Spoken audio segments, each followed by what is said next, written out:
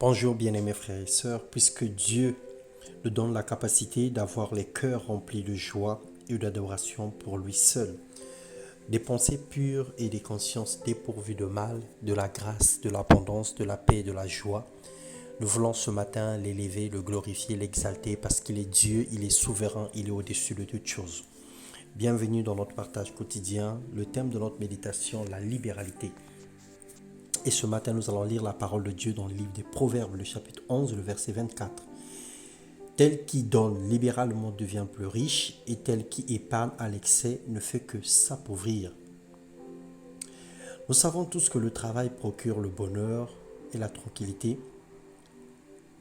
Il nous épargne des soucis quotidiens liés aux premiers besoins, aux besoins, on va dire, quotidiens. Et Dieu n'aime pas les paresseux.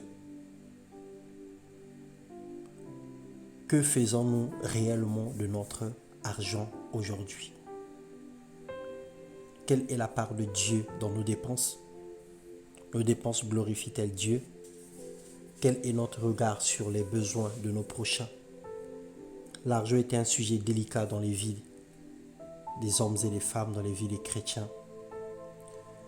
Plusieurs ignorent la source de leur bénédiction et deviennent avares au point d'oublier Dieu, au point de devenir indisponible suite à un travail ou suite à la bénédiction matérielle et financière. Dans Malachie 3.8, la Bible déclare « Un homme trompe-t-il Dieu? Car vous me trompez et vous dites « En quoi t'avons-nous trompé ?» Dans les dîmes et les offrandes.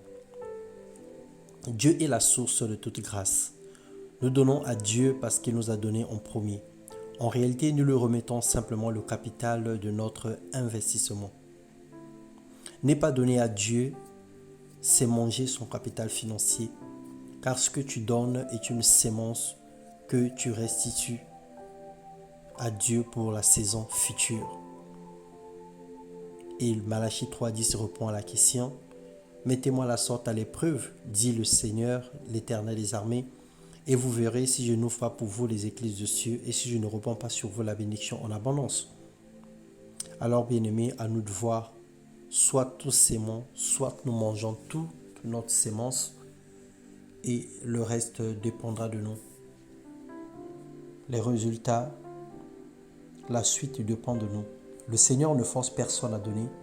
Il veut que chacun donne avec joie, sans contrainte, ni murmure, ni colère. Sachant qu'à chaque fois que nous remettons, à chaque fois que nous donnons à Dieu, à chaque fois que nous faisons du bien à un seul des plus petits chrétiens de la terre, c'est à Dieu que nous le faisons. Que le Seigneur nous donne d'être libéral, que le Seigneur nous donne d'utiliser notre argent dans les bons comptes, d'investir dans les bons projets, là où Christ est glorifié, dans le nom puissant de Jésus-Christ. Amen.